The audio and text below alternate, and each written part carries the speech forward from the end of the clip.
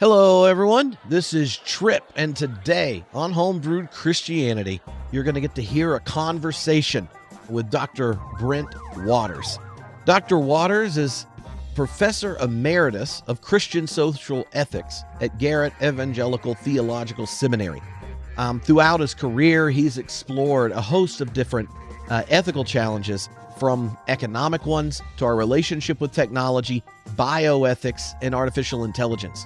And so was excited to have him back on the podcast to talk about his work in thinking about technology and in particular AI. This conversation is a part of the Process This Artificial Intelligence series. I've been doing it with my friend Kester Bruin, whose new book, Godlike, came out just a few months ago. And that book is looking at artificial intelligence, the history of technology, and the need for us to really regain theological language to tackle the questions about humanity that our ongoing relationship with technology raise. If you want to see more about this, then head over to processthis.substack.com. You'll see the entire series of interviews. And if you're interested, you could join up. You'll get ad-free versions of all the podcasts, and you'll get invited to the wrap-up of this first big interview series, where me and Kester will be reflecting on the questions we brought into the series, what we learned, what was gained, what are the challenges that lie ahead, and, having fun, nerding out, especially with all those who are members of the Substack community. And it's going to be a fun one. It's going to be a fun one. Now, one of the other bits that come up towards the end of this podcast is that Brent and I both love Tolkien. Now, I know every time this comes up in an episode, quite a few of you are like, oh, this is great. Like, I love Tolkien too. And others are like, how many times does Trip bring this up? So I'm just giving you a warning, but it's not till the end. I try to wait till at least an hour into a conversation before asking about my shared love of Tolkien with guests that I know enjoy it as well. So here we go. Brent Waters talking about ethics, technology, and artificial intelligence. Enjoy.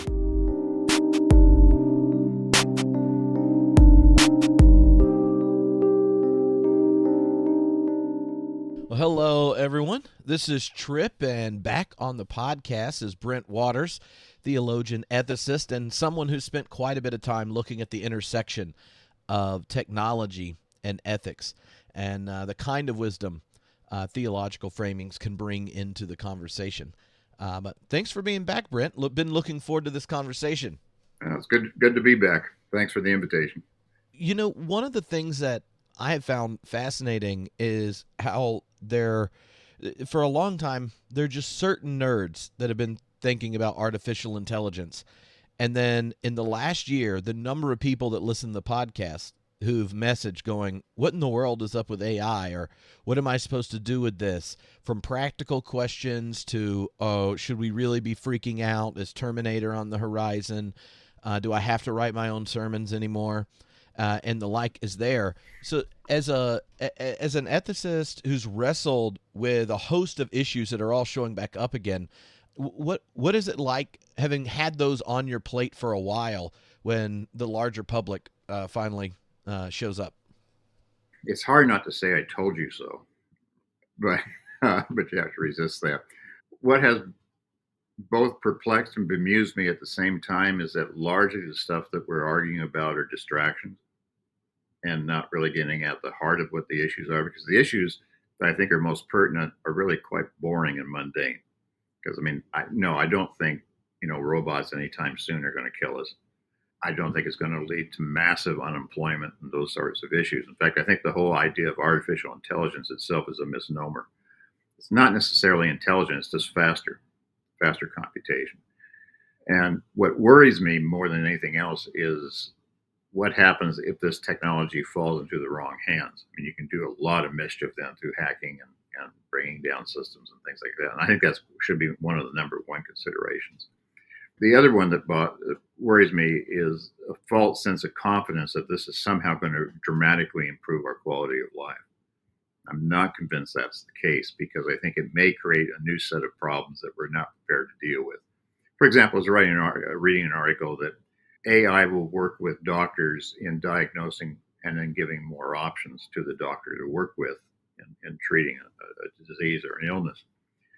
The problem with that is I'm not sure that's going to help, because if you have a 1 in 10 chance of making the right diagnosis and treatment, and suddenly you're given 100 options, now you have 1 out of 100 chances of being right rather than only a 1 in 10.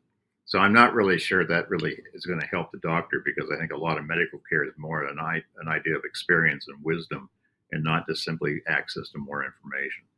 So that's what worries me, is those kinds of that false sense that this is going to make us better. Like you said, this is a dream come true for certain undergraduates because they don't have to write a term paper again. And none of this, I think, is going to come true. It's going to be basically, we're going to live in a world where the computation's faster. That means we're not going to have as much time of reflection. I think it's going to create as much anxiety as it is help. Mm-hmm. Now, as someone who's kind of thought about the humanity's long history with technology and the way it's reshaped us as we created it, and reshaped the way we relate to the world and nature, or our health, and all these kinds of things, how would you kind of tell in a theological way humanity and its relationship to technology, where the Christian vision of the incarnation or anthropology helps frame it? Yeah, I think there's two issues here. Is that the internet in general, and IT more broadly, and I think the current fascination with AI just exacerbates the problem, is that it diminishes the importance of embodiment. That the incarnation, if it's nothing else, it reaffirms that we are bodily creatures, and we need to relate to ourselves and to one another. That means that we're not just simply wills trapped in a body, if you will.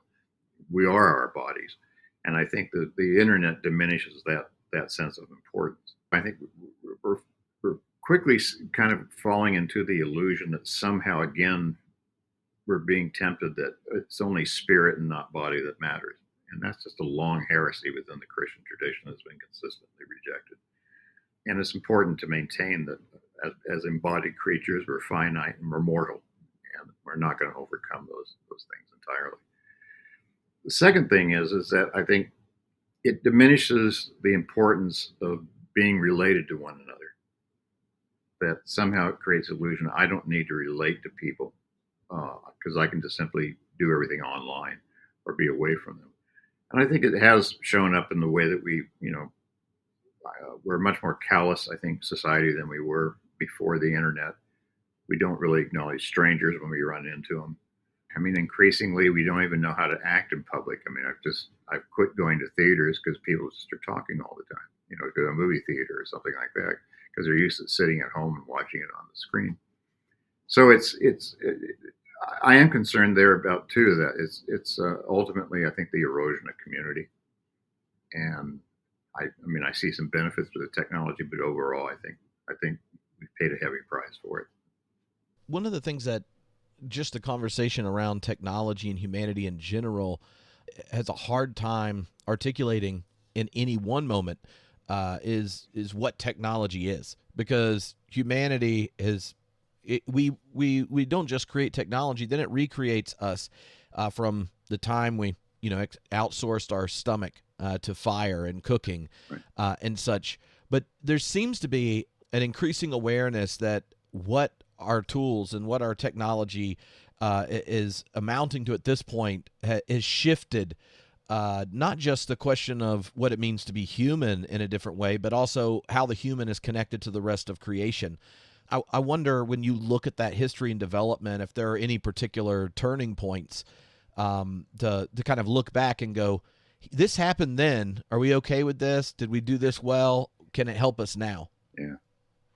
That's really a fascinating question to ask, because I mean, in some sense, humans are basically the result of their tools. I mean, we are tool oriented creatures. Otherwise we don't mediate nature very well. So the question becomes is what is the good use of technology? What makes a technology good as opposed to not? Curiously, we may want to take a look at the Amish again. Not because they're anti-technology, they're not. They make practical choices about technology in terms of how will this affect the community. I mean, I've eaten in an Amish household, which had a stove, a refrigerator, and all the accoutrements, but it was on a propane tank. They had their own generator. They were off the grid. And for them, it's and there was a laptop computer sitting in there because they can't just support themselves through farming anymore. So he was working part-time in a hardware store, but it has no internet capability. So it's really an orientation of saying, and make another step back. They're not opposed to modern medicine or banking or anything like that. It's just a way of orienting themselves toward the world, is saying we're going to make a judicious use of technology and decide how to do it. Now, another writer to take a look at is someone like Sherry Turkle, which is to say the question you have to ask is, how does technology serve our interests, and how do we quit basically changing our lives in order to reorient ourselves to technology? So I think where the turning point may come, where we look back and say this was not such a good idea, was mobile phones, because we became very screen oriented. I mean, I'm running into more and more people now. They have rules in the household. You come through the front door, you turn your phone off, because they found that really took the attention away from each other. So there's little things we can do, and I think it's just relearning what's really important in our lives and how do we orient it that way. One of the things that has shown up, and in doing a series of interviews with people around AI and technology more broadly, where some have mentioned the phone, some have mentioned, say, the in Scotland, when you first got money, the church was really worried that it alienated, because the barter system and the relationship to neighbor. Others raised the question of the car and how that changed your relationship to the parish model, right? Going to church with the people in your neighborhood and then going to work in other places. And one of the patterns you see, even right there, right, with the mobile phone, is that the desires for kind of the individual to control and to use our discernment as to how to orient our relationships. The moment we have that as an opportunity, we seize it, and for good or ill. And so many people feel like the opting out of the larger kind of technological paradigm of whatever late modernity and such isn't even an available option. Even when I was talking to my son, who's a high schooler, about no phone schools and such, he's like, yeah, it's fine as long as everyone does it, because if only a few of us do it, then everyone's going to be talking and you're going to be missing out, or whatever. And so when you think of the kind of ethical questions that show up with technology, how do you process that kind of the inertia of the collective kind of fixation with technology, when the individual's freedom and decision making, they feel like they're just being pulled into it? It means I think you have to begin to go back to the fundamental questions of what is normative, what is good, rather than what is pragmatic. So what I mean by that is, it struck me as almost every time we have a moral debate on technology, it almost invariably boils down to a question of access or regulation. And it's just the assumption that we're going to have this technology, it has to be regulated, and everyone has to have access. Exactly what your son was pointing out. I'm good with that, just as long as nobody has access. So it's either, and really the question is, shouldn't be access. It should be, is this good? Is it good for us? There again, it doesn't necessarily mean a wholesale rejection, but it does mean, how am I going to self-regulate my use of the technology in order to achieve the sense of good? My hunch on that means you're not also going to have global answers to that. I think, for example, something like the car, you mentioned that earlier. When you're living in Scotland, you think differently about the consequences of the car as, say, someone like me who grew up in Southern California, where distance and things like that was much more prominent, just on display. So my hunch is, how you're going to think about the car is going to be very different in terms of the regions that you grow up in, the regions where you live, and it's not a one size fits all. But I do think we have to have a conversation about not only my personal use of technology, but how does this affect community? How's this, and those are not easy answers, because there's all sorts of issues that go in with that, and how you go about answering it. Yeah. Like even the Southern California example, when I grew up in the South, but then moved to do my PhD at Claremont and was in LA for almost 10 years. And because the city was developed when everyone had cars, the idea of not having one there is impossible. Like, unlike if you live in New York, friends that went to Union for their PhD, you sell your car and you're perfectly fine. If you try to do that in Los Angeles, good luck. And you see this also in I've been recording a series with theologians from all the continents except ours and Europe. They raise this as what has come along with a lot of the kind of intertwining of missions with politics and our economic system and the global market and these kinds of things, that they said yes to something, but then they got a whole system with it. And they don't feel that they didn't feel like there was like a lot of choice or the ability to keep whole forms of life or cultures that didn't presume technology. And I wonder if if we're at a point when you're looking at the conversation around AI, that both the lawmakers seem a bit uninformed as to how to even think about regulating any of it, and then the ones pushing the development are doing it on the logic of winning in what their shareholders want in this kind of development. That these kind of macro questions, like, would it be better if LA was developed where everyone didn't drive 45 minutes and you have a large number of the working poor have asthma as children? Yes, it would be. And I remember that prayer of repentance leading it in a congregation. I like when we think of like that conflict between like the individual's decision making and the macro. It seems that we're at a place with something like AI or say like environmental crisis or these kinds of things where the political power as a collective to relate to an issue doesn't even get to the reach of so many of our problems. And AI seems to be another one of those. And it's hard to think like, well, what does our ethical and theological imagination do when those mechanisms for, say, like maybe protecting the rights or regulating something and these kinds of things don't reach there? Yeah. And this is where I get back to saying, okay, that's going to require difficult thinking and difficult conversations, because I mean, real quick to go back to the example of Southern California. I mean, it used to have a red line system. It was a train system, went all over the place, went clear out from downtown Los Angeles out to Redlands, about 60 miles. And it all disappeared in the post-war period, because that's when I think Pasadena freeways opened, mid-40s, something like that. And that, basically, when you think about it, it's easier to jump in a car than it is a train. It's just more convenient. But certain things went along with that was not thought through. So I think, a philosopher I look at quite often is George Grant, the grumpy Canadian, but he asked some very good questions. And two of the things that I think he needs to bring to our attention was he always says, look, technology is a package deal.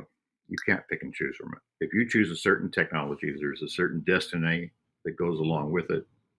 And you can't just tear it apart and put it back together. It just comes with it.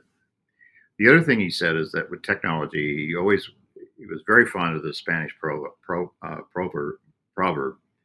of take what you want, say God, take it and pay for it.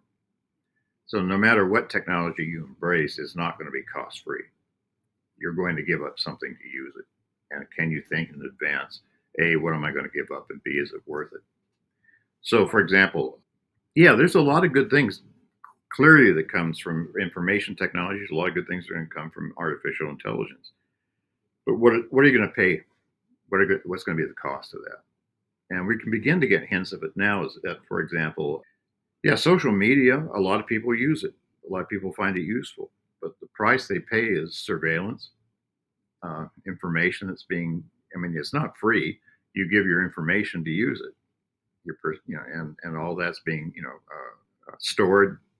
People are making money off of it and things like that. So I sometimes worry at the worst is the technology and what we now call artificial intelligence. Is this really going to speed the process? Are we slipping into a kind of soft tyranny where we have the illusion of freedom, but in fact, day by day, we're more and more increasingly manipulated by forces we're not even aware of? And that's the one that I guess if anything keeps me awake at night, that's the one that does it, because we're beginning to see what they're doing in China, the social registry and credit system and things like that. And if you think about it, technology is a wonderful. I mean, we think it liberates us, but it's also a great way to control people. Oh yeah, no, in the Pope's recent comments at the G7 on AI, I was rather struck by them just because of. I mean, obviously, I'm guessing when he calls people together to help him work on something, he's got the TAs of all TAs. Right. But it asked questions I couldn't imagine coming out of the head of a AI development organization, at least in public. I've read things leaked Right. where they ask the right questions, Right. but then they know the market incentives. Or when it shows up in Congress, I look at what the conversations that are being had and go, really? Why is my teenager better asking questions? And underneath, like in his reflection, he actually raised the two big doctrines that you raised in a number of your pieces on bioethics. That all of our relationship with technology is raising anthropology questions and what it means to be human, and that our relationship with technology is connected to that human drive towards the other, towards openness, towards the future, towards possibility, and that part of who you are is what you do with your finitude, what you do with your freedom in existence, and that technology has always mediated in different ways our relationship to the world, and thus the idea that technology is just an object or just a tool is missing.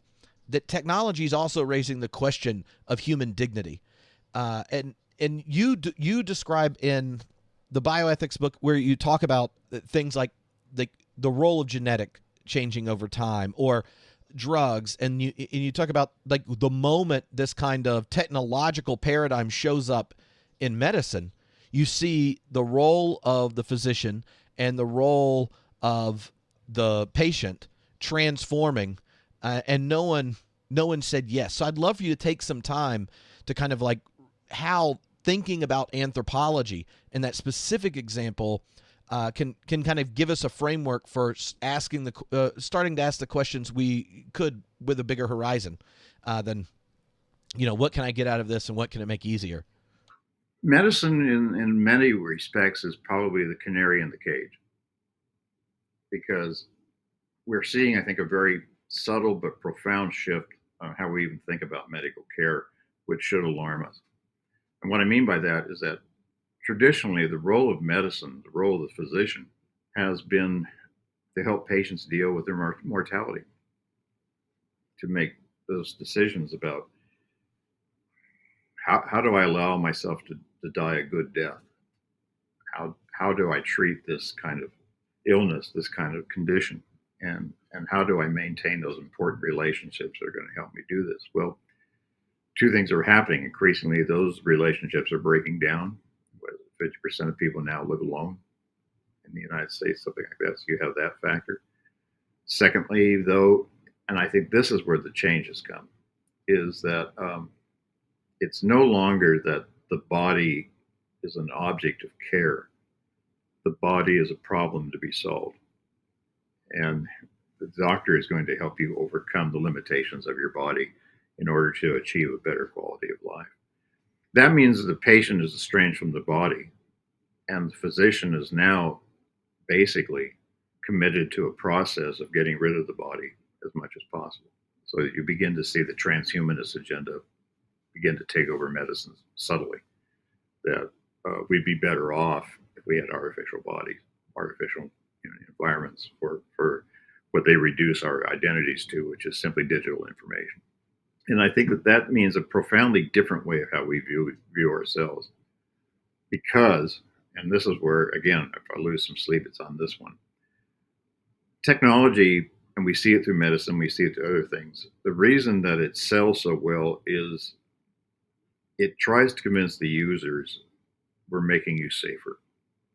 That means ultimately, again, I think you're on the way to trying to create a loveless world, because love involves risk. Now, I'm not arguing that people should be reckless, but I am arguing people should be taking on risks if they really want to love their neighbor.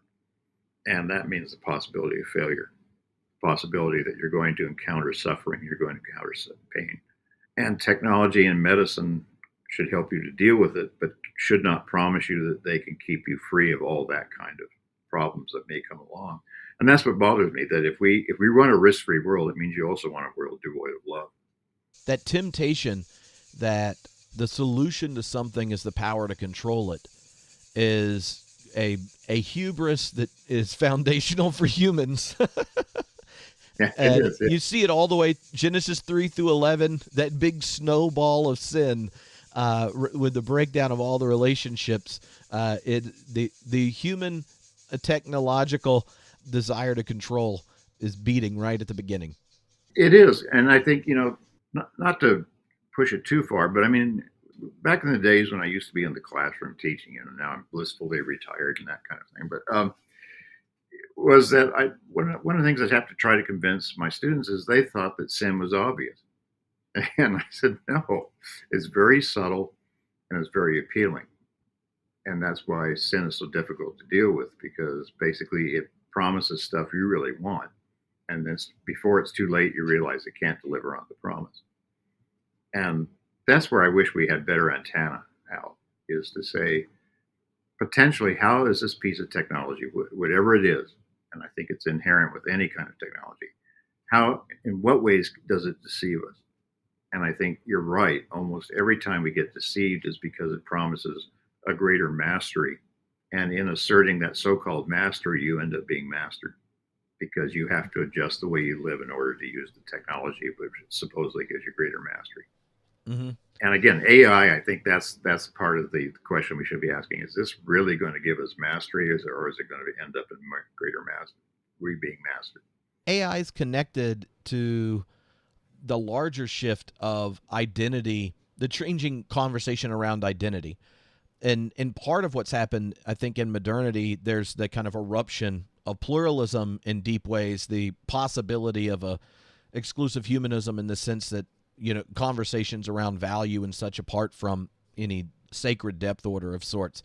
But the other side's been this shift of the other being the site of value, right? The face of the other being the one that demands dignity, because it's already given, and it's not like it's their possession. It's something that's encountered, and then you recognize one's own dignity in the face of the other. And this is something that is shared across the wisdom traditions.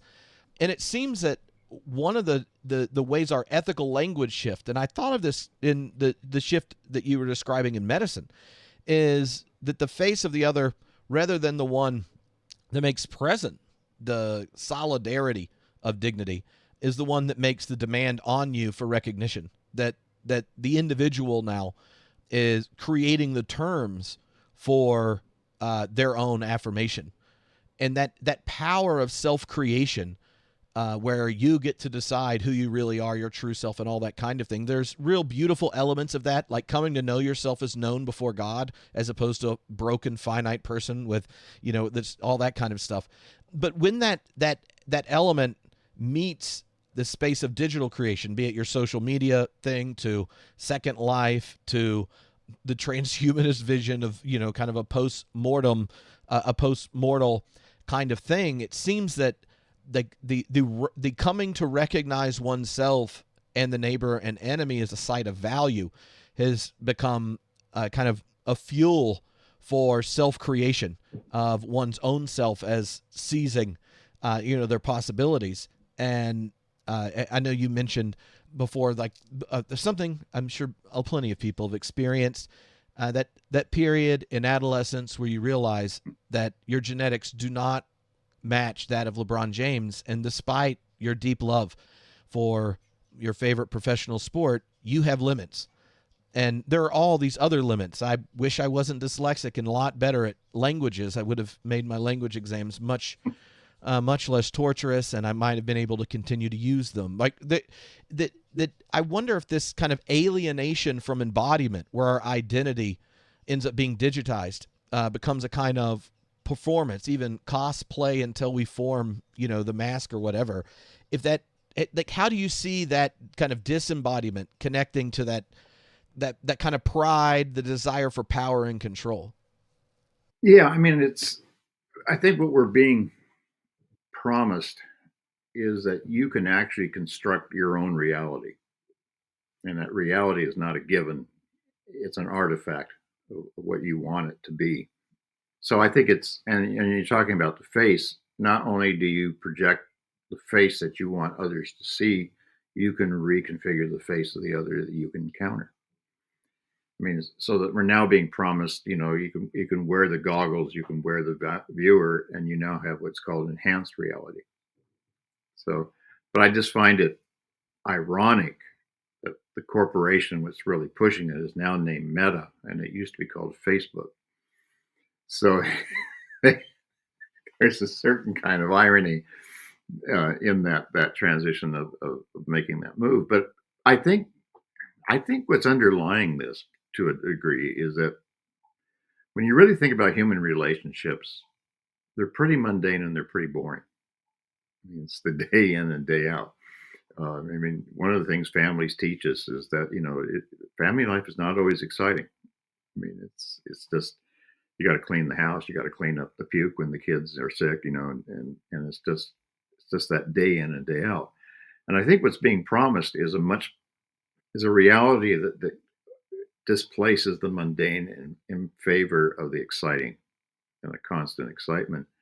And that to me is worrisome because I'm not sure you can build human relationships upon that. It isn't encountering that imperfect other that, again, that we learn, the two great commands about love of God and love of neighbor. Because, the human bonds are those of bonds of imperfection. And I think what the technology is promising is you will have the ability to create the kind of world in which you want to live in because it will be the world of your creation. And so it is the world of avatars and things like that, where, and Sherry Turkle worries about this, that online reality may become the preferred reality. And I'm not sure. I'm just not convinced that's a good thing. The other kind of larger doctrine that you've spent time kind of unpacking is Christian eschatology in relationship to transhumanism.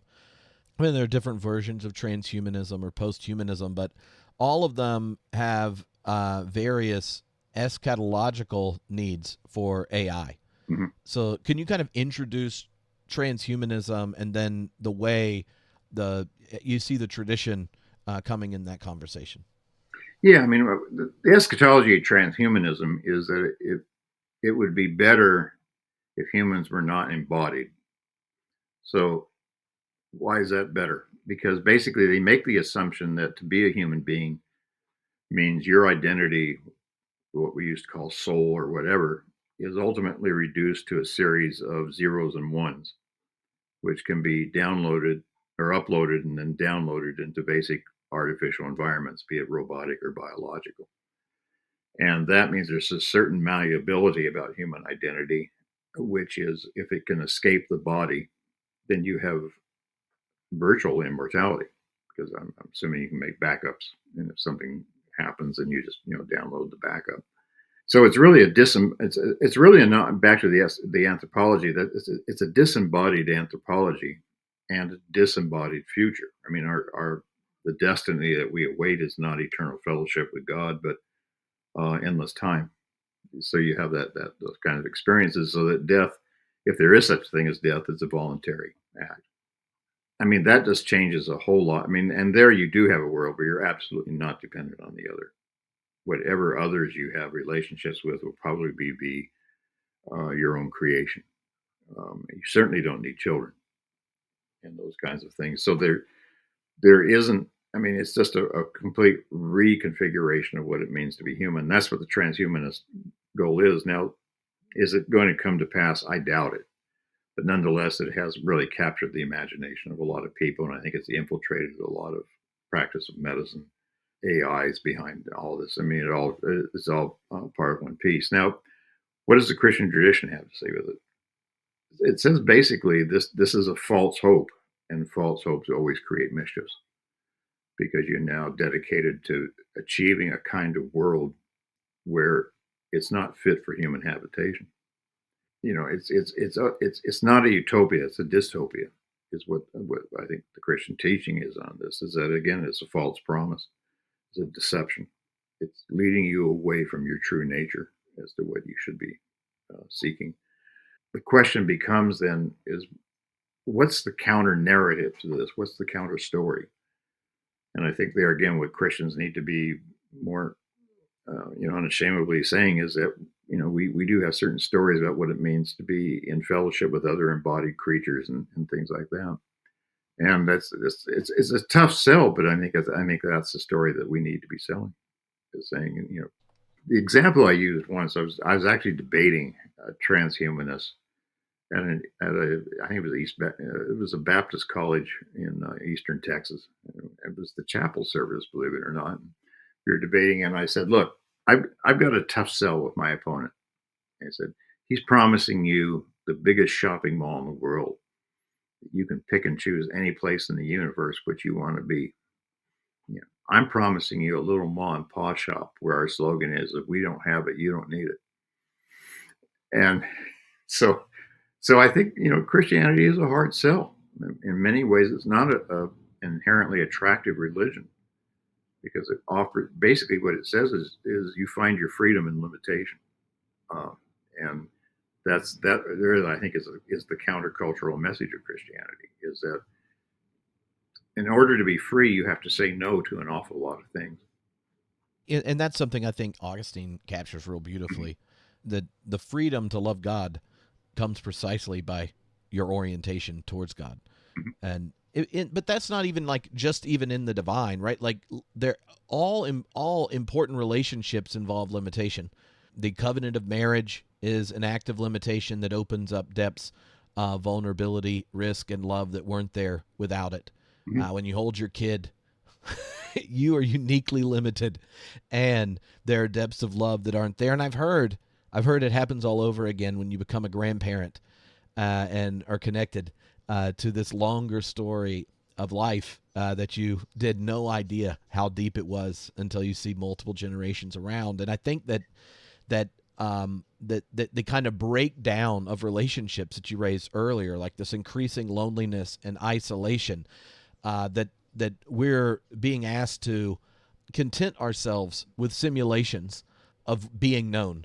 But so much of being known by anyone that involves a deep relationship is being known precisely by being a part of their mundane history, whether it's God and Israel, or whether it's you and your partner, or your child, or a best friend.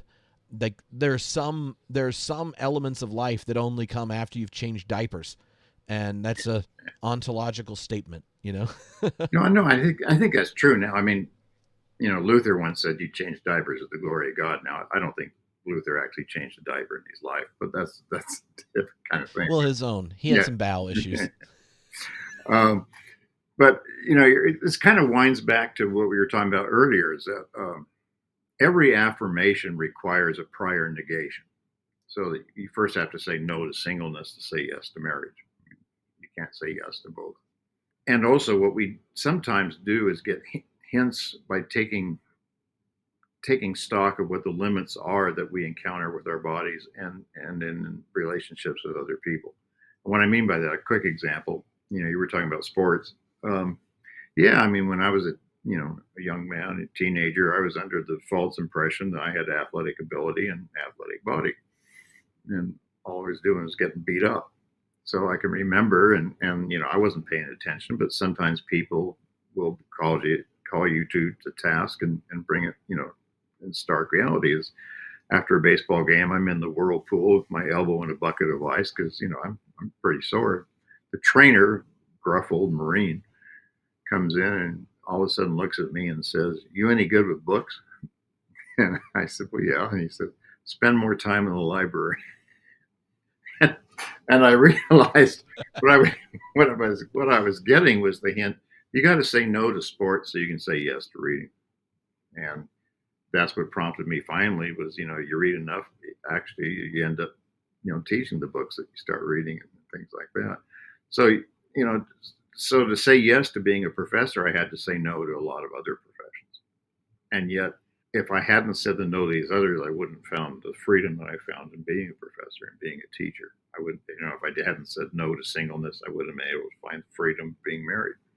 So you're right. I mean, and that's where again, I think the lie of technology is that you never have to negate that freedom is merely a matter of just affirming anything you want to affirm without paying any price of saying no to something else. And yet it's there. If you, again, it's ironic we're talking about this on a podcast, but the more time that I spend online means the less time I can spend in face-to-face conversations with others.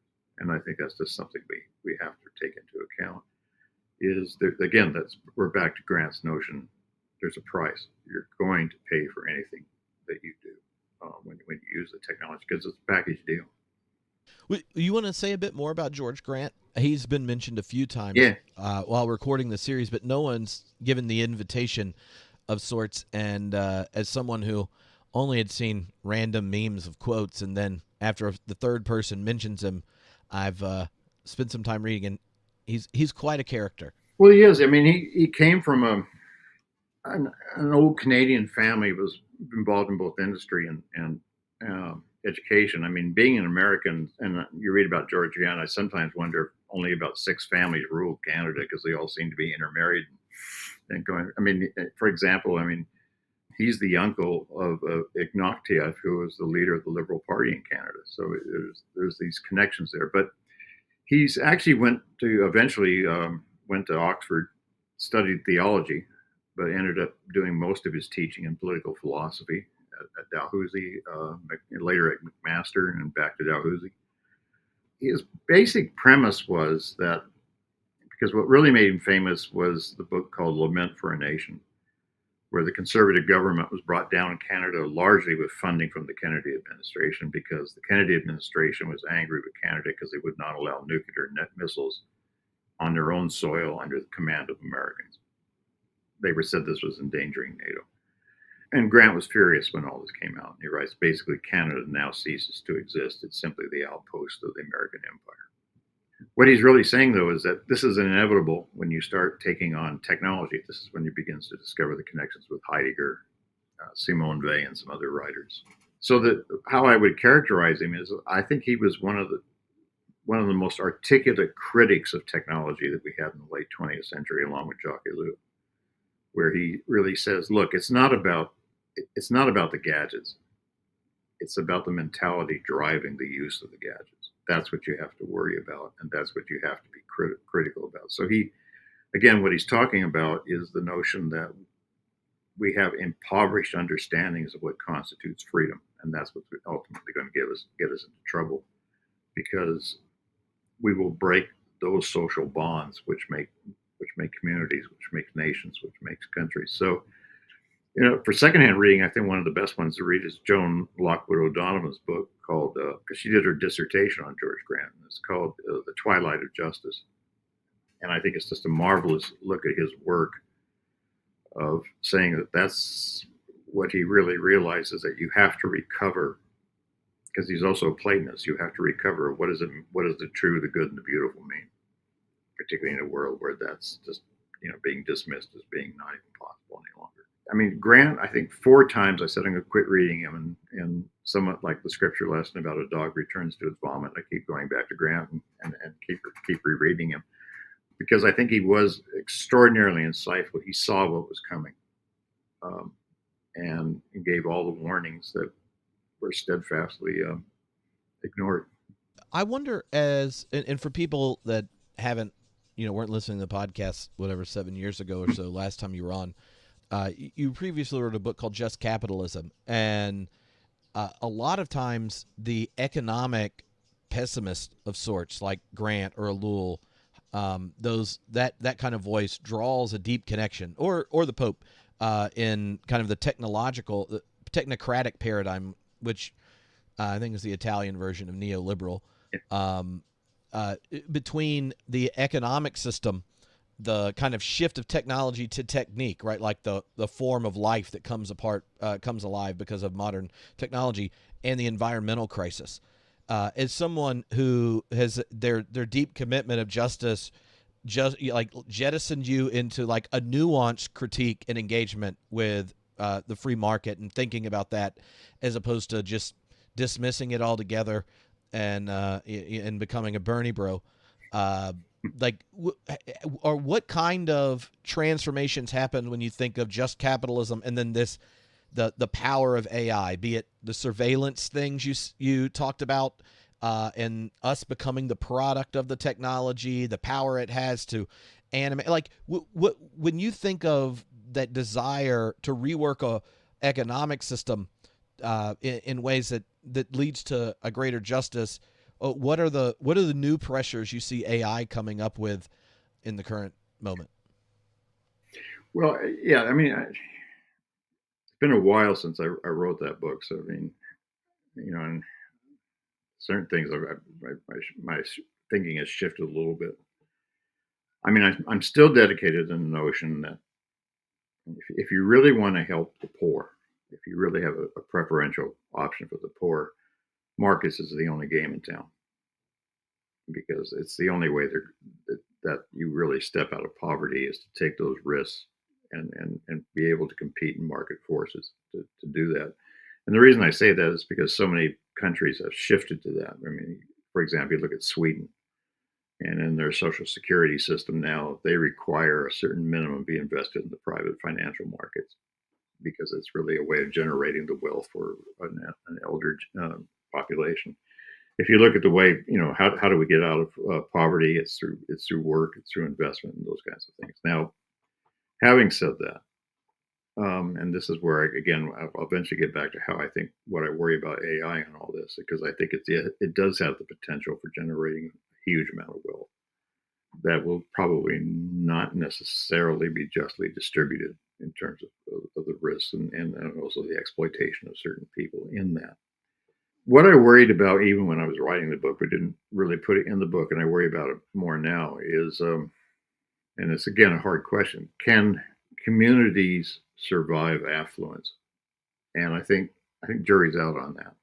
Um, but I mean, and this is where the hard sell comes in. If communities can't survive affluence, do you really want to tell the impoverished people of the world, don't seek greater prosperity because it's not good for you? I mean, do you really want to tell them that? Is that really, and is that even just to say basically we have the wealth, we have the affluence, but we're not going to allow you to have it because it's not good for you?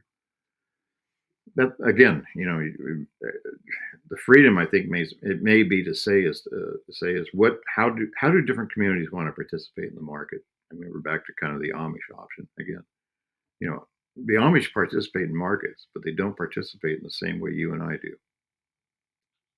They use it differently, and that may be what we have to say is what are moral uses of the markets, not just for individuals but for communities, and that may again be very different decisions at different locations around the world at different kinds of commitments. And it may be that the more that you want to, again, I think in certain kinds of cultures it may be too late to recover community. It may be the best we can do is to negotiate civil ways of interacting and things like that. And even there, the stress on the environment is not going to be an easy one to resolve, because windmills aren't very good for birds. So how do you begin to put the technology together with other certain kinds of goals that you have? Quite frankly, I mean, I think it's a terribly complex question, and how do we go about even beginning to ask the right questions early on on how to do it? I mean, I do think markets are going to play a significant role in any kind of economic system you have. The question becomes is how do you provide the educational skills of people so they can be simultaneously good producers and good consumers? I mean, when you think of just AI, and this has been true with a lot of kind of technological moments of deep technological innovation. If we think of when the web emerges in the 90s and playing an economic role, if we think of when the cotton gin comes in, like oftentimes new technology, especially until it's understood, regulated, and things, becomes a place for the powerful to seize more power. because in a sense it's an arms race until there's at least shame on how it's getting used. And I think that's part of why more people asked, hey, can we talk more about AI on the podcast? Because they realized that their desires are being monitored. They're turned into an algorithm and being marketed to by holding our attention while we swipe and all these kinds of things. The more and more you feel alienated from even generating your own desire, right? Like now they're being cultivated in us because of surveillance and stuff. There's this big like need for a big inhale. And oftentimes all those things are happening at the level of the populace, and the few people at the top are seizing power. And that the asymmetry of power and the ability to orient power for the well-being of the whole is where the injustice of capitalism emerges, and then the system itself is problematized. And this is like Tripp's ongoing thoughts back and forth in his head on this. But just because the Pope's thing came out last week, I was sitting there reading it, and what struck me is when he gets to the end, after laying out a lot of these ethical issues that we've raised, along with not just the way it affects isolation or the way it affects labor or these kinds of things, but he gets all the way down that it is fracturing communities, and the communities are the ones that can hold the fullness of your life, give it dignity. And then towards the end, when he also mentions the way it gets used in the military, right? That now AI is getting its intelligence, in scare quotes, is making decisions on life or death. And you mentioned it obviously in the medical situation, but in the military, I wonder when it gets to the end, the kind of invitation of sorts is an invitation. I think the way I would put it in ethics class is to go, AI is not just a question of kind of proximate ethical concerns. It's another time we should be asking ultimate ones. And the public square is at a deficit for conversations of ultimate ethical concerns. We don't know how to talk about the good life. We don't know how to talk about our neighbor. We don't even know really how we relate to most other humans in nature outside of things mediated by technology or by markets and these kinds of things. And he has this deep call to like return to your humanity by returning to our place in nature and in community. And that just seems so hard of a sell when like the number of people among our just here in the United States who have a genuine fear their kids won't even have the quality of life they have. Right. And the only way they can get it for them is to turn their kids into a product earlier and get them ready for the right school, to get the right thing, to get this, like go get more debt to get more degrees. All these kinds of things where we feel burnt out in the constantly accelerating system where we've become the product and the technology's become technique. And then we get these calls for what is the good life from these figures that have the opportunity to do this. And you're just like, okay, yes, it is burning me out. I don't want my kids to have a worse life than me. So maybe I should help them learn how to win at a game that is problematic for my own well-being and I know makes me complicit in systemic problems. And so I feel like there's this gap of what happens when we sit with this deep invitation to humanity in community that the Christian tradition, and not just the Christian tradition, any of the wisdom traditions offer. And then we look at what is it like in a home where our current kind of technocratic market and the way technology is playing out is sitting there and going like, does my kid have time to ask what the good life is until they retire?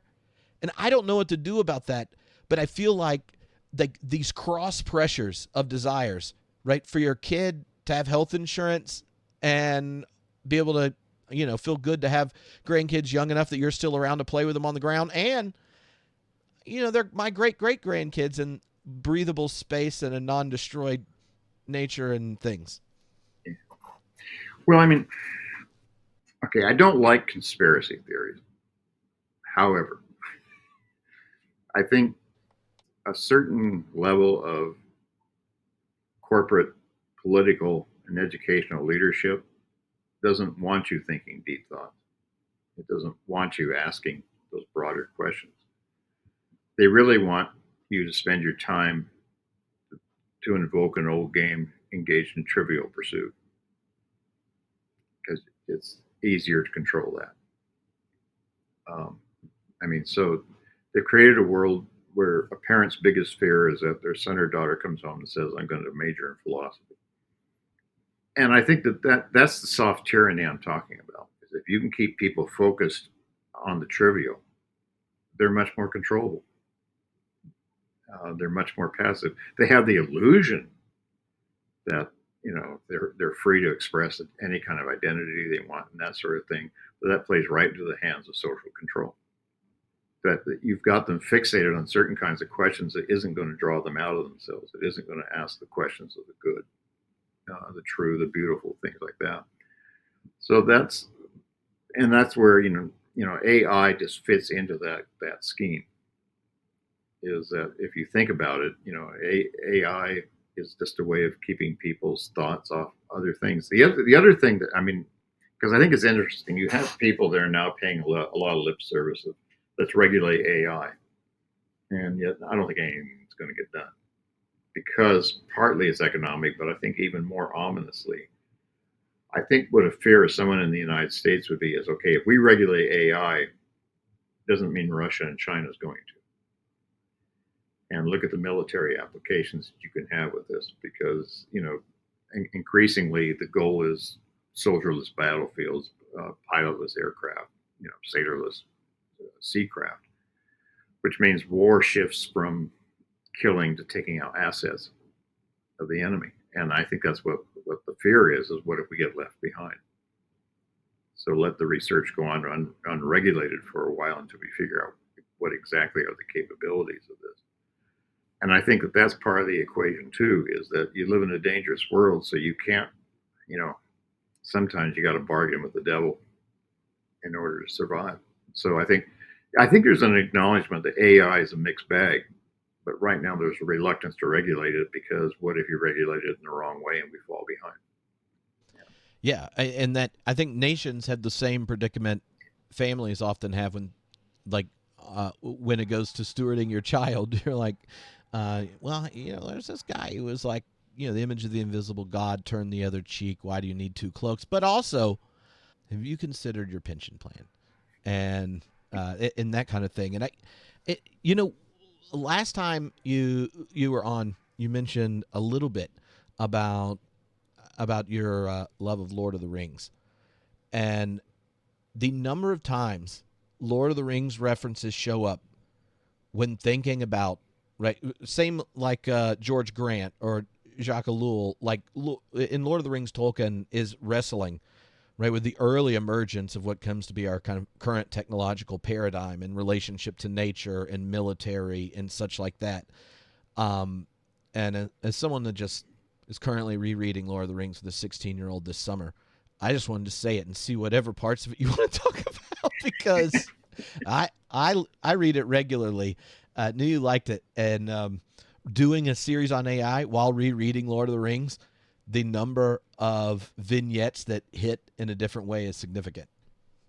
Yeah, it's funny you mentioned that because I reread it again last summer. See, I think it's very interesting that what Tolkien wants to really make the case for is what happens when humans, or in his case hobbits, whatever, divorce themselves from their nature, and that's when you end up with orcs, and you end up with this notion that ultimately power is what the goal is. So Mordor is all about power, and that where I think what Tolkien is trying to portray, particularly in the Hobbits, is here's a way of life that is centered around their agriculture, the taverns, life in the community, and I think Tolkien is just unabashedly saying that is a better way of life. But then the question becomes, interestingly enough, the hobbits cannot protect their own way of life. They are dependent upon others to do that for them. They cooperate with it, but it's ultimately not. In a way, they do defeat Mordor, but in a way, they were enabled by the work of elves and humans and others. Now, what I find fascinating in this is that, I think the true hero of the story is Sam, and he's the most ordinary person in that story. And yet he's the most faithful one, the steadfast one.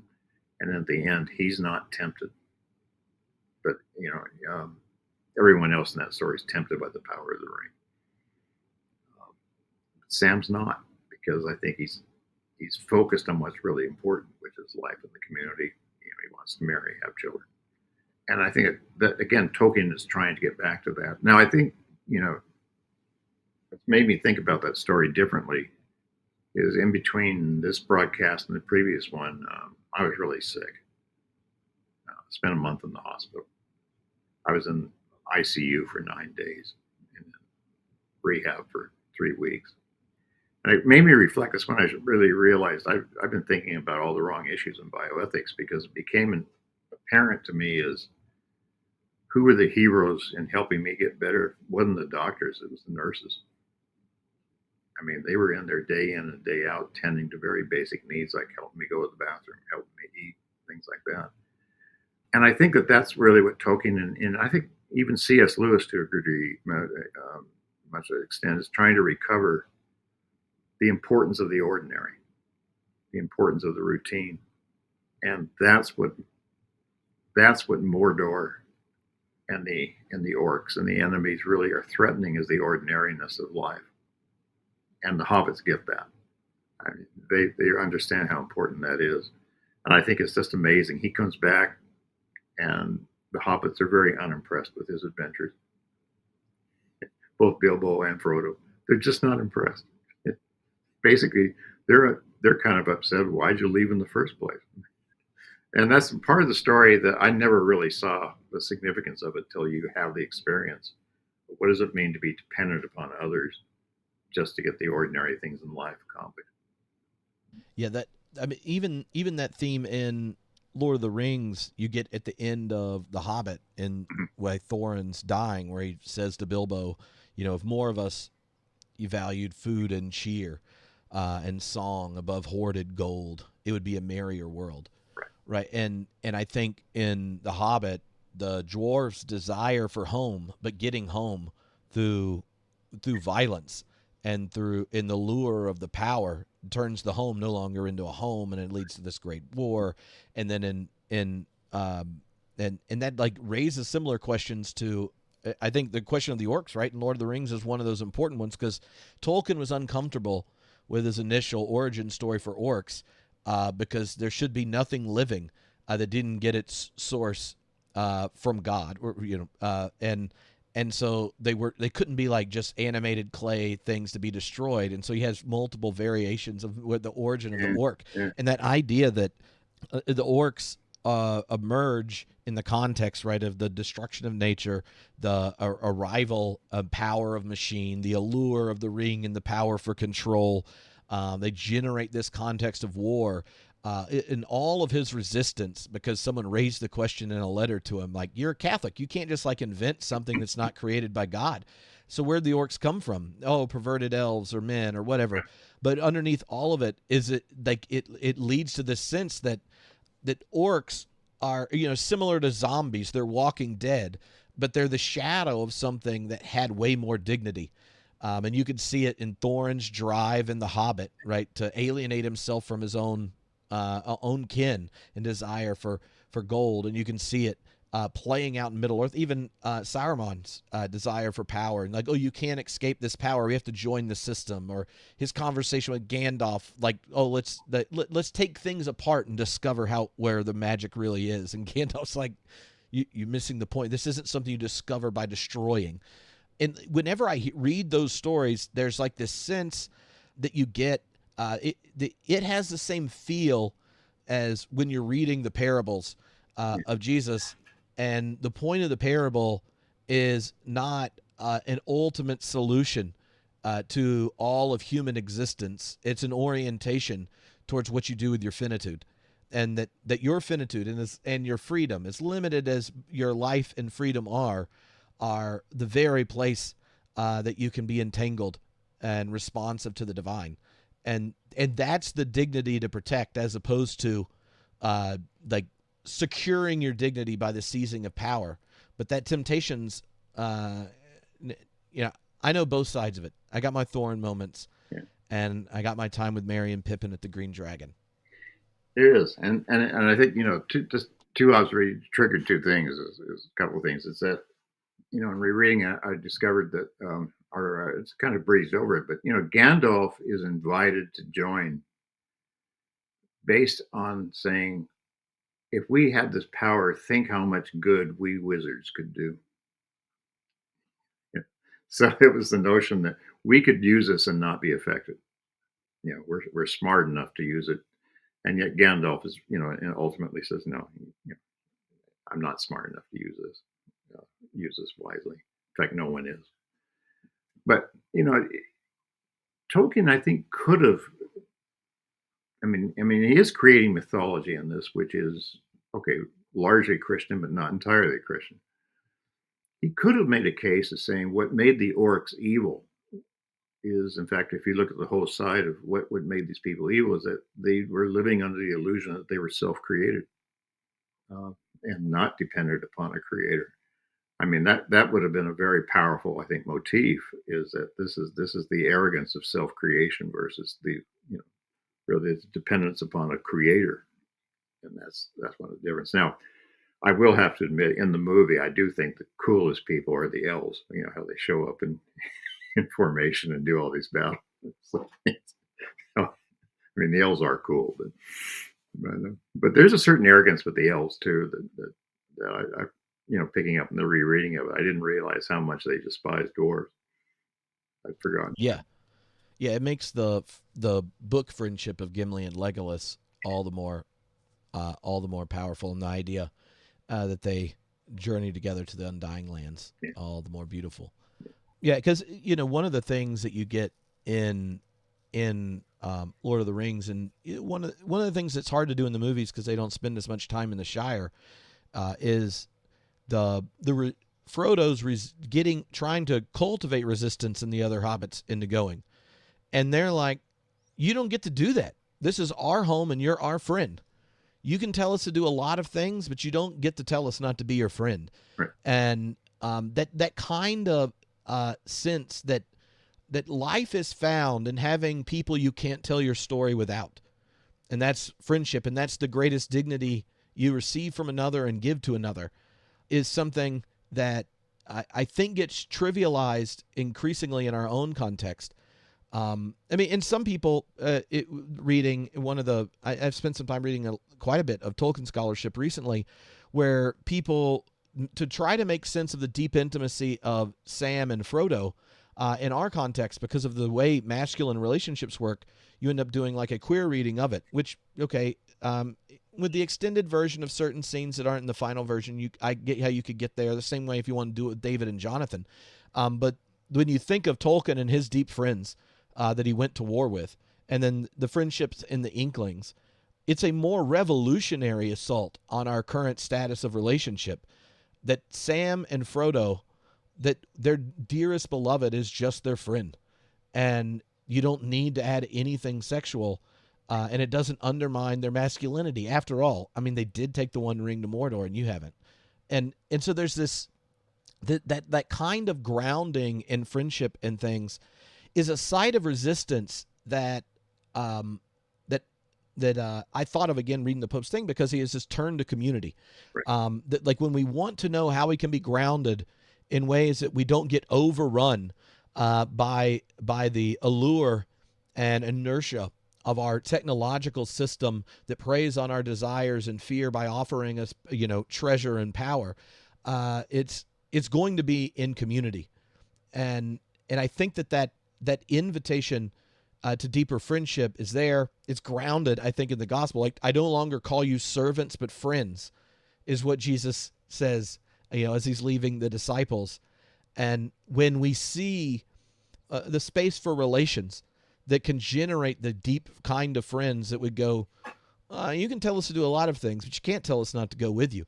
I think that's the kind of impoverishment that almost any of us can start to resist, that kind of raises at least the kind of traction needed to think ethically and deliberately about what's before us. I think that's right. And I think, that's where you need to also, I think, cultivate a recovery of place as being preferential over space. I mean, because space is virtual, whereas place is enduring, it's things like that. And I think that's where friendships are nourished, is by a shared place where you have a history together, you have a tradition together, you have things that bind. And I think that's increasingly difficult. And I'm not sure, you can cultivate the kind of depth of friendship, say online, as you can, with a next door neighbor or something like that. And also, it seems to me what cultivates friendship is the notion of a shared task, a shared challenge, which I think really comes through in the Lord of the Rings. And it's what impresses me when I talk to some of the older veterans. Their shared life together as a kind of brotherhood. Now, war does bring about friendships, because you do have the shared challenges and things like that. You're worried about the other, because literally it is life and death.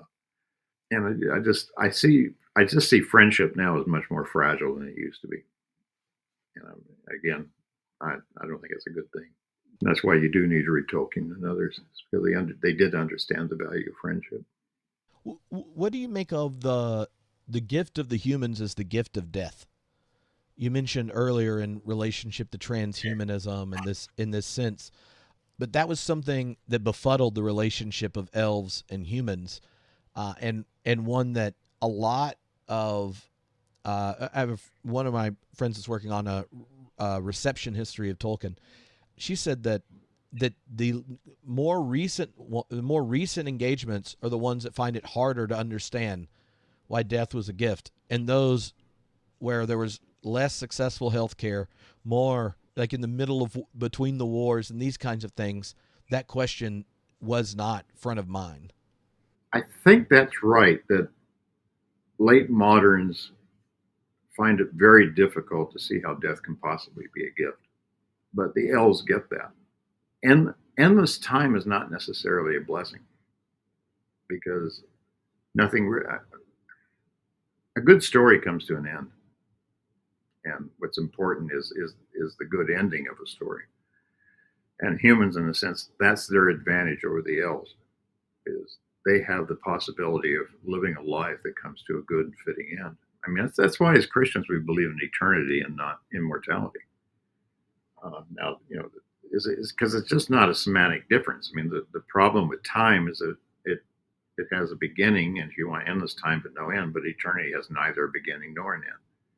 So that and that's why Christians ideally believe in the resurrection of the body and not the immortality of the soul, because it just has a different kind of eschatology that goes with it. So now, now that I'm no longer on the sunny side of the mortality slope, can I embrace death as an eventual gift? I don't know. I mean, I think that's really a challenge.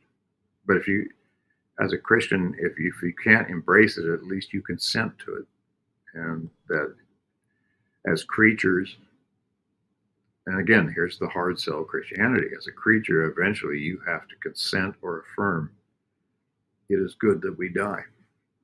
And I think, and Tolkien is trying to deal with that, I think. And I think you're right. His experiences in the battlefield have a lot to do with that. I mean, he saw a lot more death than Lewis did in the trenches, and I think it does come through in the books where that's an important background question that's there throughout the trilogy. Yeah.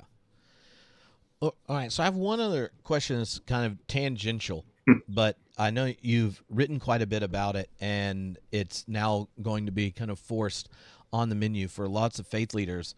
And that's the question of medical technology, birth control, conception, how individuals process it and think about it, how we think about it in the public square and such, be it the battle around IVF and these kinds of things.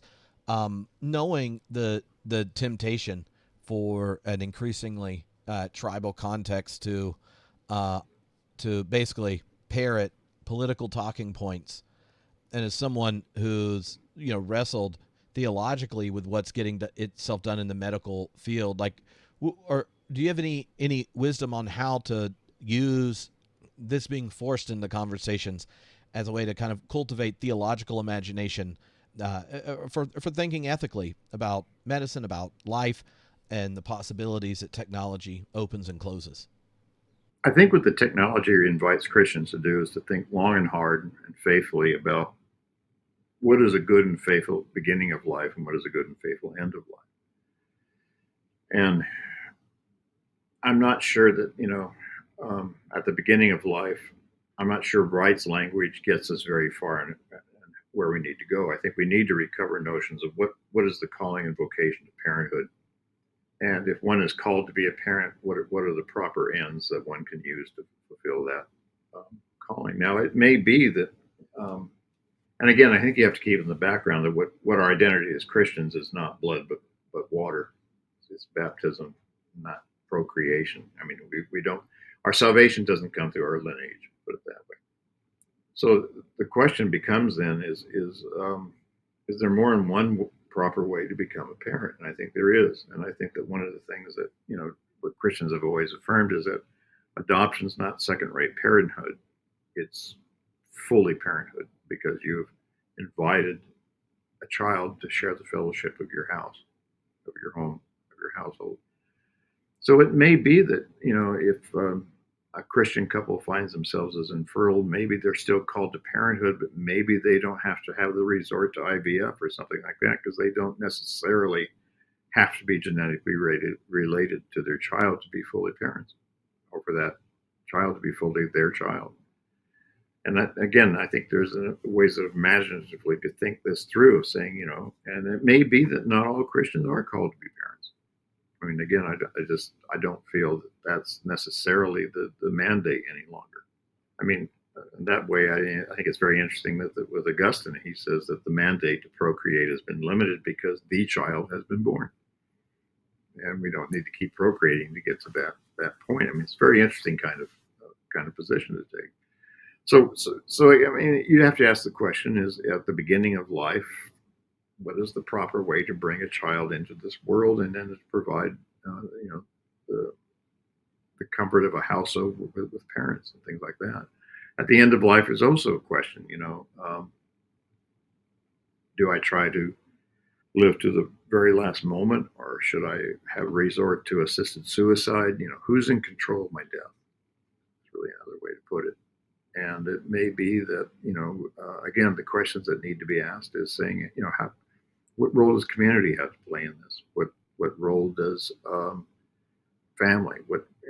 Is it just really a question of individual autonomy and deciding how one dies? And what about youth? What about more active euthanasia? These are all questions that are rising on the horizon. I mean, we're fast approaching them, and I'm not sure we're prepared to deal with them all.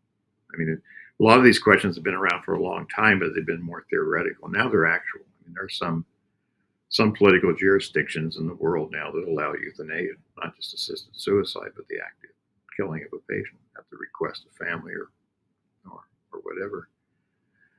And again, I mean, it's promised that this is an easy and painless death. And I think, again, we're being told that a good death is one that we set the time and place and conditions of how that death occurs. I'm not convinced that's necessarily a good death. So you're right. Again, these questions, I think questions of bioethics always have much larger implications, and this is an implication of anthropology in a good society. Is how do we treat? I mean, the most vulnerable people in our society are those who are at the beginning and at the end of life, and how do we treat them? Again, there's a whole multitude of answers right now, and how do we go about as a society beginning to determine that? How do you see that the temptation of kind of genetic engineering playing out in the decision to become parents, a more vocational framing of parenting? Because it seems that there's going to be increasing options of mitigating risk if you use that that framework of wanting the power to eliminate risk, increasing there. Well, it's a twofold. I mean, if you can create, say, anywhere from half dozen to a dozen embryos, um, you can then screen them and choose only those that don't have certain disabilities or liabilities. So, I mean, so right there, you've already selected in terms of risk prevention, which ones you will then implant. Now, you can take that a step further as the technology becomes, something like CRISPR and others. You can begin to do some genetic engineering and increase the potential of these children as having, higher intelligence, greater stature, whatever.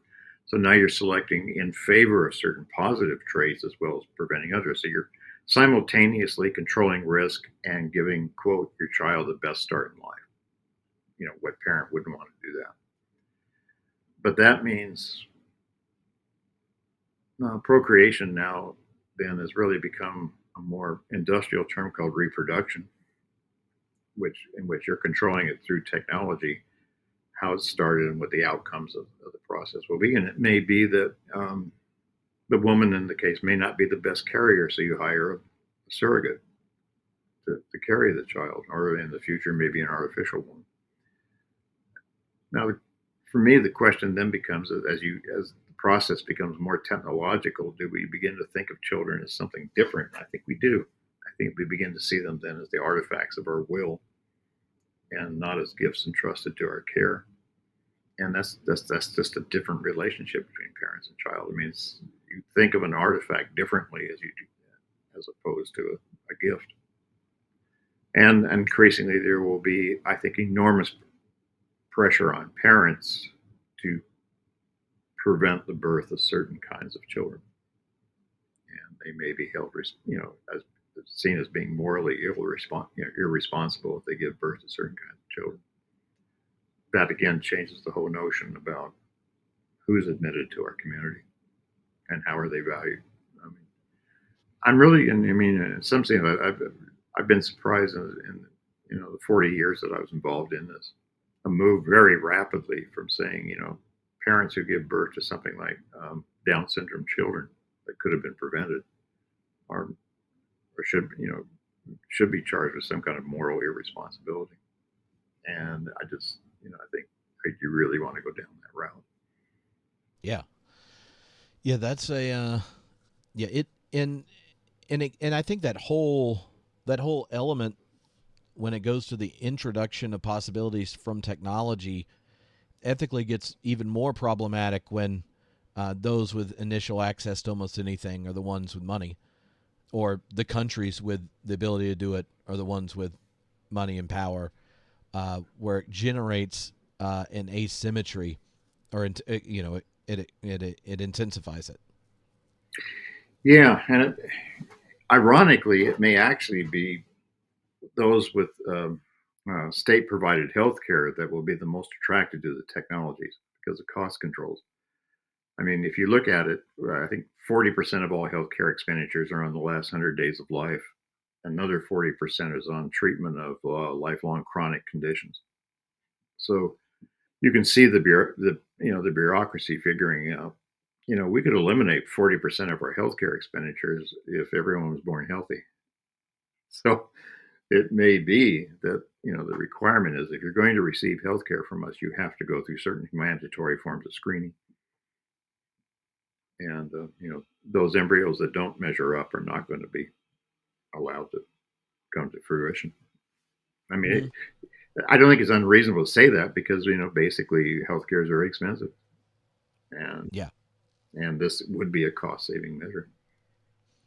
Yeah, it seems that there's a tension there, right, where of the to extend care, you end up with some kind of top-down infrastructure or bureaucracy that then operates on the incentive structure of efficiency and not dignity, and so then you can end up with this kind of tyranny.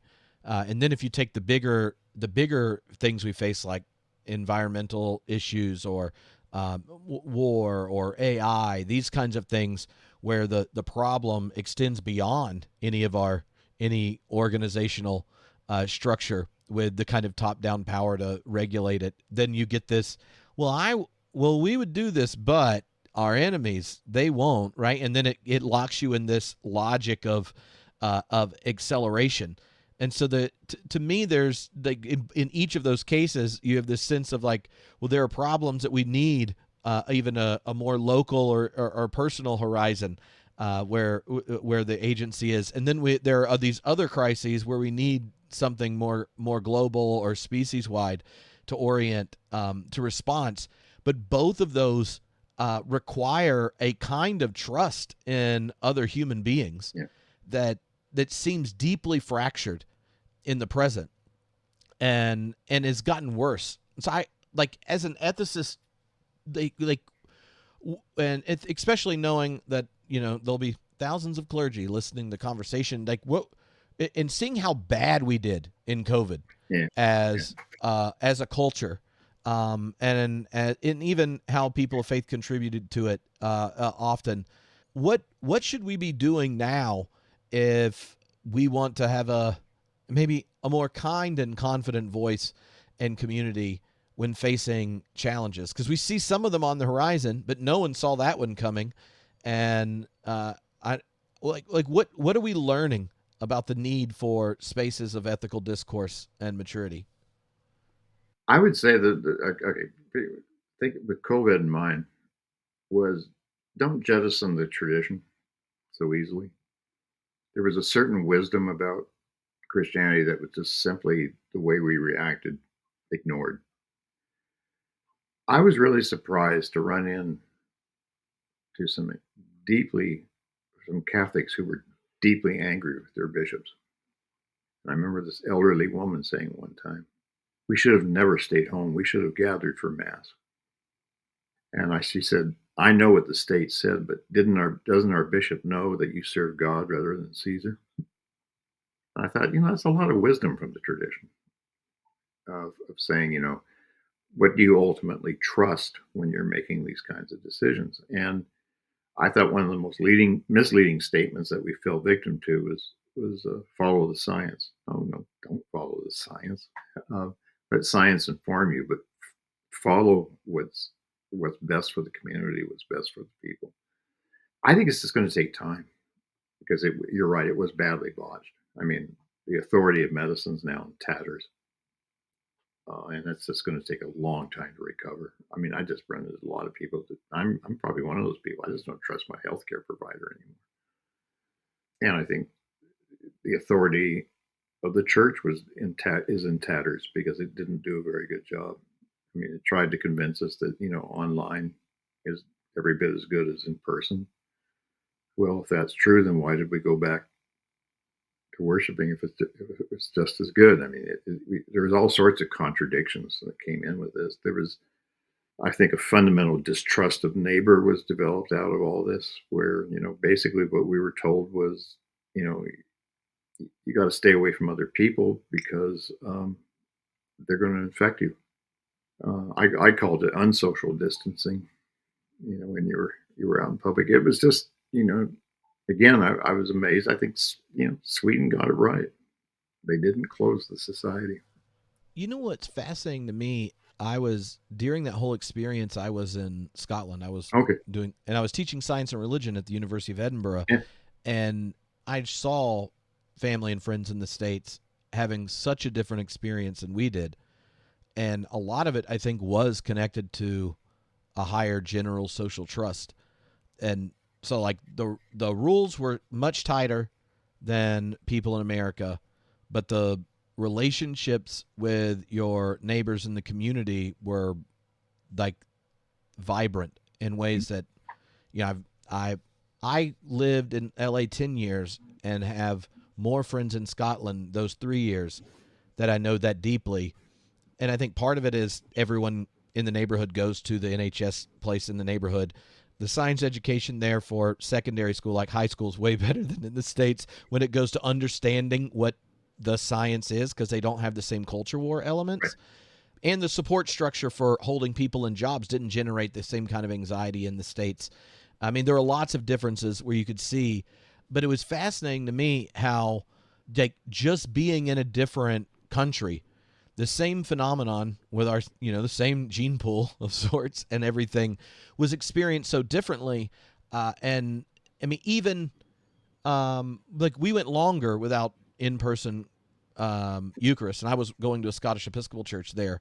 And the first time we had it in person again, I got to preach at the cathedral during the first time they're having the festival, the Fringe Festival in Edinburgh. There's hundreds of thousands of people back, and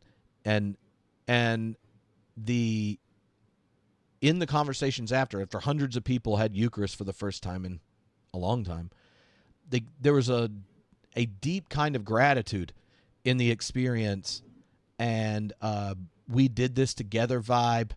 Like when you think of like the English getting bombed in World War II kind of energy, like, oh, we did this.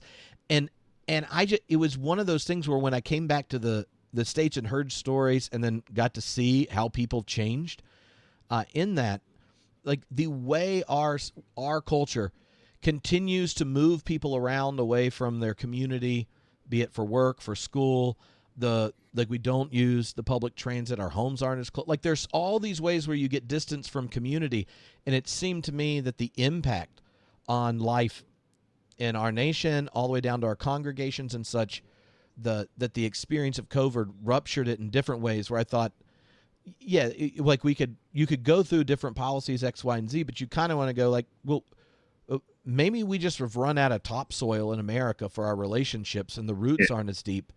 And humans are going to get anxious when they feel under threat because we aren't escaping finitude, despite what's getting uploaded. Yeah, I think that's right. I mean, there was not only was there a lot of international variation, on how different cultures responded, but even in the state, I mean, different states responded differently, and even within those states, there was a lot of variation, almost county by county. To quick example, I had to do a little bit of traveling. Okay, when you went to Illinois, it was like you were in the middle of the apocalypse. Everything was shuttered. You just didn't run into anybody. You go to Texas or Florida, it was as if COVID didn't exist. And this is roughly the same kind of time period. You're wondering, wow, what's the difference? Pennsylvania, where I live, Allegheny County had pretty strict, they had adhered and enforced very strictly the state regulations. You go to one of the rural counties, and again, it was as if COVID didn't exist because everyone just kind of turned a blind eye. So I think you're right. There's that shared experience that's important. There's also the level of trust in the people who are authorized to govern you. Okay, partly it's the American experience, partly it's just recent experience, but we were a nation that was created not to trust political authority. And I think I think people forget that the Constitution was designed by people who wanted to make sure nothing could get done. And it's because of fundamental distrust of political authority. So I think there is a difference there. And you're also right. The shared experience. I mean, Edinburgh is a far different community than Los Angeles. I'll grant that. Yeah, it's far different even than something like Pittsburgh, which has a lot of Scottish heritage here. But yeah, it is a different experience, and I think it has a far different, response of when you're being told what to do, how you're going to react. Yeah. No, it's been something. And coming back, I've been back in the South where I grew up the last 2 years in North Carolina, and seeing the alienation between people as something assumed, not discovered, is rather depressing.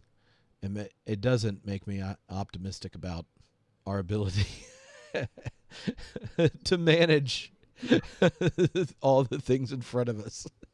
But one little trivial thing that I noticed, but I think it may be revealing, but it's the first time I visited the Piedmont region, and I was quickly given a crash course on the pecking order of the South, and Piedmont is at the very apex of the pecking order. But I noticed that in being a Southern California boy, you were always asked, "What do you do?" It was the first time I encountered a question in North Carolina, "Where are you from?" And I think it's just a different orientation as to what your identity is.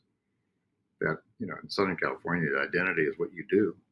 And then one person from North Carolina, I told her I was from Southern California. She said, no one is from Southern California. Yeah. So yeah, and I think you're right. And now I think, again, I don't know the South well enough, but my hunch is a lot of that's being broken down. It's definitely changing. The thing that makes the present feel significantly more intense is the number of relationships where how you locate each other in some national or global or even like within the same denomination groupings is somehow more important when you're having a meal together than like all the stories you have from when you were in high school together, or or your shared love of X, Y, and Z, or these kinds of things. Not that those bigger questions don't matter. It's just like the what you're prioritizing is that part gets just uncomfortable. No, I think that's right. And as you've mentioned many times, we're living in a time of deep fracture, and I don't know how that's going to turn out. Good, because if you did, it would ruin all the excitement of figuring it out, Brent. That's right. You wouldn't have a job. Yeah. Well, thank you so much for taking the time to do this. I've really enjoyed it, and this has been quite a bit of fun. And luckily, we didn't talk about Lord of the Rings the whole time. That it happens sometimes if I start talking to another scholar and Lord of the Rings comes up. There's just a detour for a very extended period of time. Well, actually, in retirement, when I was working, I was always reading either philosophy or theology, but a novel was always nearby. In retirement, I flipped that. I'm primarily reading novels these days. Like I'm working on one really obscure novelist by the name of Eagle Jones, a Welshman who spent most of his career in Southern California. But toying with the idea of trying to make him less obscure. So. Well, good luck with that.